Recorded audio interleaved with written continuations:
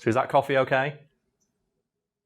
It's good. There we go. Karl makes good coffee, confirmed. Prince is a musician known primarily for three things: his virtuosic skill with a number of instruments, his insanely prolific creative output, and the number of women he slept with as a direct result of the other two things I just mentioned. In regards to the latter, it has long been rumoured that the singer would go as far as to write #1 hits for women he was trying to sleep with. Wait 1 sec. So I've got a stomach gurgling. I'll wait for it to pass in case I know I can hear it, but I know it's not going to show up on mine, but I'm paranoid, so... There we go. I shouldn't have drank. So I had this morning, I had a protein shake and a coffee. I'm like, oh, fuck it. Just pour the coffee in the protein shake. Oh, no. So, it was a chocolate protein shake. It's like a chocolate. It's like a mocha. Coffee, yeah. That tasted like... It's like... I wouldn't recommend it. Don't do that, folks. Anyway. So, what song are we talking about?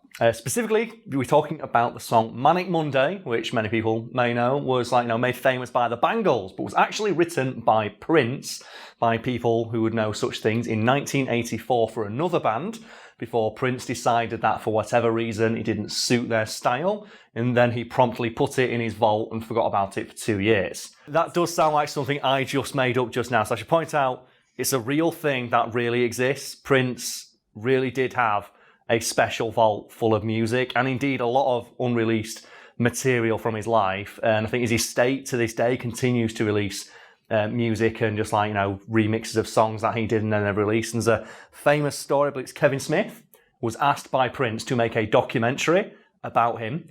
So you got to meet Prince, spend a lot of time with Prince, and then at the premiere, it was like Kevin Smith and Prince, and he watched it, and then Kevin Smith turned to Prince and said, "So what are you going to do with it?" "Oh, nothing." And he then went and put the entire documentary into his vault, and no one has seen it since. And Kevin Smith's like, "It's the weirdest fucking thing I've ever done. I made an entire documentary about this man, and he just put it in his fucking vault." Like, Prince basically brought in a massive Hollywood director to shoot his home movies, which might be the most baller move I've ever heard of. Prince did that a lot, and as I mentioned, he had an insanely prolific creative output over the years, and it's reported that he had dozens, if not hundreds, of unreleased songs in that vault when he died, to the point where people have said we could theoretically release a new Prince album every year for the next several decades and not even be halfway fucking through it. Well, aren't they doing that with Michael Jackson? Michael Jackson's the same way, yes. He had a huge vault full of unreleased music and remixes and early demo versions of songs that he never wanted to see the light of day. And in regards to Manic Monday, there is, I think released this year in fact, a demo version of the song sung by Prince and his band. However, we can't put a clip in of that because the Prince estate is incredibly on the ball when it comes to copyright strikes. So there'll be a link to it below for people to go check out, but there's no snippet of it here because, Prince, not great when it comes to copyright. I think a famous story about how strict his estate is with protecting his music is that there's a video of a baby dancing to one of his songs, which got copyright struck by Prince because obviously Prince's music features in the background for 3 seconds. I think perhaps a more famous example still is when Prince covered Radiohead's Creep at Coachella and someone recorded it and uploaded it to YouTube, and again, Prince's estate took it down, and then Radiohead themselves came out and went, "No, fuck you, it's our song, put it back up." I was going to say, it's not even his song. Yeah, so that's how petty he would be, and there's loads of examples from music of that, I think. Another one we've talked about in a video before is Commander Hadfield, when he was in space and he sung Space Oddity. And David Bowie's record company filed a copyright strike against it. And David Bowie himself had to come out and say, "No, fuck it, it's my song. Yeah. He can do what he wants." And then he turned out that actually it wasn't David Bowie's song because the rights to it still belonged to some record company somewhere. And they only granted him a year extension on having the video online before he got took down again. So that's the stranglehold music companies will have. It doesn't matter if the artist themselves comes out and says, "No, fuck you, I want this song to be used in this capacity." Yeah. Nah. So we're not taking that chance. No. So look it up yourselves. I'm not getting copyright struck. Not by Prince. Daft Punk maybe, not Prince. We need to be monetised. I love you, Prince, but you're dead now, so you don't really need the money. Daft Punk, they've got a lot of robot suits to buy. I don't mind if they copyright strike videos. Do they ever do that? Don't think so. Oh, sweet. That's with Daft Punk. So. Cool guys. The coolest French guys I know. So what's this about him writing a song just to sleep with someone? Well, he didn't write the song to get someone to sleep with him, but according to a very persistent industry rumour, he did gift it to the band, the Bangles, to get a member of the band to sleep with him, specifically Susanna Hoff, a theory supported by Prince's legendary penile resume and every single picture of Susanna Hoff in existence, because holy fuckballs, is that a whole lot of woman right there. The song itself that you gifted was super popular though, wasn't it? Yeah, Manic Mondays is arguably the best known song by the Bangles, if not the only song most people think of when they think of the band, and they didn't even fucking write it. And as if Prince just giving the song away didn't speak to the level of creative output he had, he even said, I don't want to be credited for it. Credit me as Christopher. So my name won't even be attached to it. They'll just think I'm some random songwriter wrote it for it. They won't know it's a Prince song. It's your song now. And I think as well, he stepped away from all like royalty obligations and things like that. So basically he was giving every member of the band royalties for the rest of their life from that song. So it's very generous. It's very generous of Prince. Almost too generous, some would say, which is why there's a lot of speculation and a very persistent industry rumour that Prince gave them a song just to get laid. And for the sake of fairness, you point out that Susanna Hoff has said that Prince didn't do it to get laid. I didn't sleep with him because he gave me the song. He gave it to the band because he was a fan. And I saw him after a show one time and said, I've got a song that'll be perfect for you guys. And that's, fair enough, but that rumour is way more interesting and fun to talk about. So, Nisha, as the lone female presence in the room today, would you like to just offer your thoughts on this particular story? I don't really know what to say, to be honest. I just think it is a bit weird that he would gift a song and not want anything in return. Yeah. It's like Prince was a pretty cool dude, but I think few people are that cool. Yeah, so I at least have some credit, because a lot of artists do write for other bands and artists. Didn't want any credit whatsoever. And so it lends credence to the theory that he did it for some other reason that we never found out about. And obviously, Susanna Hoff, brilliant musician in her own right, but at the same time, she's not as good as fucking Prince. So they'd be stupid not to take the song. Yeah. And obviously, I don't want to comment on her character, but it's Prince. Who wouldn't want to have sex with Prince? So I don't even think he needs to offer someone a song to do it. I think you just walk into the room and you just want to do it anyway, because he's fucking Prince. And it's a really weird story, and obviously we can't say one way or the other, but it's a very, very persistent rumour in the industry that Prince gave this song away purely so he could have sex, remember the band, and basically walked away from all the royalties the song would generate for the chance to sleep with a woman once, which again, super baller move. Yeah. And I'm going to guess that as we've been talking, Nisha, there's a prickle in the back of the neck of the pub quiz aficionados who are watching, because Manic Mondays was never a number one hit, except in South Africa. And I said at the beginning, Prince wrote number one hits to get laid. So to lend more credence to this rumour, there is another occasion, which we are aware of, in which Prince wrote a song almost entirely just to get laid. And that song was a number one hit. So, okay, so you're saying he wrote another song? Yes. This time we're sure he wrote it to get laid? Yes, and that song was Nothing Compares to You, made famous by Sinead O'Connor. And again, we're not taking it, we've learned our lesson, we're putting clips of music in, so we're not going to do that. You can find the link yourself. But what we are going to do is put a picture of the music video itself behind me. Yeah. Because it's the famous one of just Sinead O'Connor's just head her face the whole time, on a black isn't it? background. And the reason I'm bringing it up is because it always reminded me of Star Fox Adventures. Did you ever play that? Oh, I think The so. end where you fight Andros and he's just a big floating face in space. Yeah. So Nisha, if you would, or whoever ends up editing this video, can you please now just Photoshop onto that picture just the little star wings fighting? So Sinead O'Connor. Actually, no. You know what you can do instead? No. Fuck that. Get the music video up, put a clip in, but take away the song and put on some Star Fox music and find a way to put the Star Fox people over the top. Oh, Jesus. I trust you. I know you guys can do it. I know you can do it. I've got faith in you. Please, just put that in so we've got Sinead O'Connor as Andros. This is my job. I love this. My job today was waking up, coming to the office, stroll in about 2 making me and you a cup of tea, or a cup of coffee in your case, standing up and talking about Sinead O'Connor being Andros from Star Wing. That's awesome. I love my job. It's so good. Oh, God, Sinead O'Connor's fucking Andros. Who comes up with this shit? Oh, it's me, innit? Obviously, Sinead O'Connor is the one who made the song famous. Yes. So that leads me to think, was she the one he was trying to sleep with? Well, there is a rumour about that. There's a story that says, Prince was trying to get with Sinead O'Connor, or may have been even like, secretly dating her at the time, and he gave her the song again as a gift. However, according to the man himself, he actually wrote the song for his girlfriend at the time, and then gave it away because he couldn't be arsed singing it himself.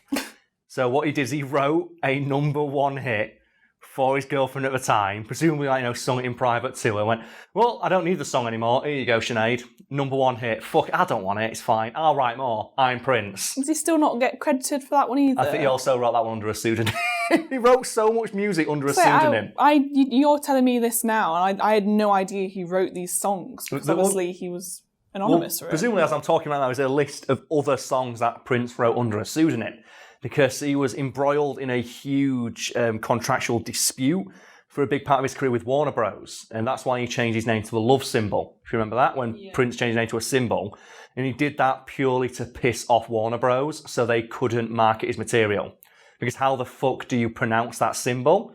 So they couldn't use it in any market material. And I think what Warner Bros. Had to do is get special software with that symbol in it, and then send it to reviewers so they could actually type it out for publication.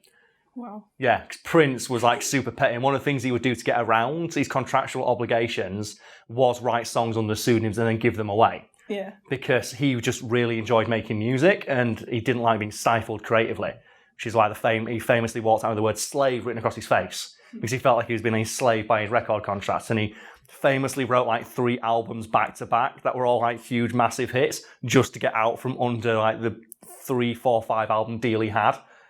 Because that's the kind of shit Prince did. And he also did, I'm going to mention this, it's one of my favourite stories. He led to a change in how album sales are calculated in the UK. You ever hear about this? No. Because he released an album for free with a newspaper. Do you remember that? Do you remember that? Vaguely sounds familiar. Yeah, you're not allowed to do that anymore. And do you know why? No. Because what do you think everyone did when they heard the newest Prince album is available exclusively with a newspaper that costs 60 pence? We're going to go out and buy the newspaper. Yeah, because then you get an album for 60 pence, and his sales just went through the fucking roof, because not only did he get every sale of the newspaper added to it, then the extra ones for people specifically buying his album. Yeah. And I think the people who measure records said, okay, to stop someone trying that again, that's not allowed. Not allowed to do it. So he didn't give a fuck. He basically gave that album away for less than £1, just because he wanted more people to listen to it. That's the kind of shit Prince did. He knew. That's cool. Yeah, he knew. It doesn't matter. I can always write another song. I've always got another hit somewhere in the vault. Fuck it. Oh, what's that, Bangles? You want a number one? There you go. Manic Monday, there. You can coast on that for the rest of your careers. What's that, Sinead? You need number one? Here you go. It's Prince. Don't worry. I want to imagine like a dealer. It's handing him out like candy. He's just got a jacket where he just opens it up saying, you want an album? It's like Sia, the singer Sia. Oh, yeah, Where people might not know this, Sia was a songwriter for many years and then decided, well, fuck it. I want to sing my songs now. And every now and again on Twitter, she'll just post a thing saying, just wrote another number one hit with some tween star you haven't heard of yet. Because when they want a number one hit for whatever is the flavour of the week pop singer, they'll get Sia to write it. And in her own stuff, she doesn't appear in videos as well. She wears the big mask. The massive hair. Yeah, that's so cool. Fringe. I think one of my favourite things she ever did is some shitty paparazzi guy somewhere managed to get a photo of her on a balcony when she was naked on holiday and said, give me $10,000 or I'll release the photos. So she just posted them on Twitter. I've seen a few people do that. If they get threatened with nudes, they'll just post them saying, well, they can't threaten me anymore now because they're out there. Nothing can ever beat the story about, and I'll forget the specific details, it was some high-ranking government official in some country, and a foreign power sent a prostitute to sleep with him, recorded the whole thing, and then sent him, blackmail photos saying, we've got a video of you sleeping with this prostitute. And in response, he's talking about saying, well, I'd like a copy, can I have one, please? I'd kind of like to remember that night. And they didn't know what to do, because he didn't give a fuck. He's like, man, so what a way to do it. That's just a not giving a fuck approach I think is very thematically appropriate for a video about Prince. Seeing as it's somewhat tangentially related to the topic of the video today, let's discuss gifts. Specifically gifts from, people that you happen to be dating at the time. So Nisha, do you have any stories about any particularly weird or hilarious or amusing gifts that you've received over the years? Oh, God. From a person you happen to be with at the time? I'm trying to think of ones that are funny but not embarrassing. No, there's no such thing. Tell the embarrassing ones. The embarrassing ones are the funny ones. Oh, no. Okay. Okay. I don't know if I want You to don't, tell you it. don't know. I Oh, don't God, that means know. it's super embarrassing. Now you have to tell the story. I don't know. So have you composed yourself? Yeah. Right, I'm ready for this story. I just feel so embarrassed. Well, it's fine, it's fine. Okay, so I was in college, so this is like 10 years ago. Okay, so it's a long time ago now, It's a so long no time feelings ago. are going to get hurt. For I think it was either birthday or Christmas. I can't really remember. Okay. The person I was with at the time gave me this massive book that they'd made, like no. A4 paper style book. It's like, well, it was like card more than paper. And it was basically a journal of when we met. How long have you been dating this person? Probably a year. Okay, that's not as bad. If you said a week, I'm like, oh my God, no. Like an entire book. It was like a journal of events, like when we first started talking to each other on MSN. Okay, so this is weird. Did they have screenshots? We had like screenshots of conversations we had. And then like certain events, so if you went out on a date somewhere, he'd have that in the book, and then, you know, basically everything that we did during that year he had written down in this book. So stop you right then and just say, guys out there, don't do this. No. Really, really bad idea. Anyway, continue. I mean, at the time I thought, oh, that's quite nice, but now I'm like... In retrospect, that is really fucking creepy. Probably not. So I've got a story that's not about me, but it's really funny. I don't want to name any names, so I don't want to embarrass anybody, but there's a friend of mine his last year of school on Valentine's Day, went into school with a block of wood and a brick, wrapped up all nice with like bows and ribbons and stuff on them. And he went up to, I think, like a couple of girls in his year, and he just like, held the present in his hand and went, yeah, I don't know if you know this, but like, I've really liked you for a long time now, and I'm not really the best at expressing my words, so I thought maybe a present could show how I feel instead, and I'd just like you to have it. And then he said it was the most hilarious moment of his life as he watched them, like sometimes like tears welling up of how sweet it was, opening up the present with a fucking brick in it. And it's like, oh, it's so good. I don't know why. I thought you were going to say like you'd hand the gift over and they just like accidentally drop it for how heavy it was. He said it was a thing, and it's another one. Something that I did that is similar to that, but it's not like giving a gift. It was a female friend of mine. I like sat down, we were having like a pint or something like that. Said, yeah, so we've been friends for a long time now, and I like being friends. I really love spending time with you, but I don't think I can just be friends anymore. And you could see already she's like, get out, like shut this down. So I cut her off and be like, no, please don't talk. Let me finish. And then you can say what you need to say. It's like I just don't know if I can, be friends with you anymore. I want us to take the next step and become best friends. Said, oh, you fucking ass! It was like people at the table next to us can see how clearly uncomfortable she is. Like, are we going to have to help this girl have an out? It's like, you fucking arsehole. I was like, oh, I knew that I'd get you. That's good. I love that one. And might as well end with an embarrassing story for me. That's specifically about a gift. And it was a girl I was dating a few years ago. I think we were in Brighton or something like that. And do you know when you go into a shop and you get like novelties? Yeah. They happen to have novelty condoms with One Direction on them. So the gift that she got for me was one of each as the souvenir for the holiday. Oh my God. And what we had to do is whenever we got together, like we'd have to decide like, okay, so which one do we want to use? And I always pick Zayn. But I wasn't allowed to. So no, I don't feel like it's a Zayn evening this evening. Let's use Harry instead. It's more of a Harry Styles evening. And that was just like a running gag in our relationship for the next 3 weeks. But fuck it, that was a good one, that. Just, how are we feeling? I think it's a Zayn evening. I'm not feeling Zayn. Let's go for Harry. And then whoever the other random chuckle fucks are that one. But yeah, guys out there, don't do the thing that Nisha's thing did. Girls out there, definitely do the thing my girlfriend did. Because that was amazing.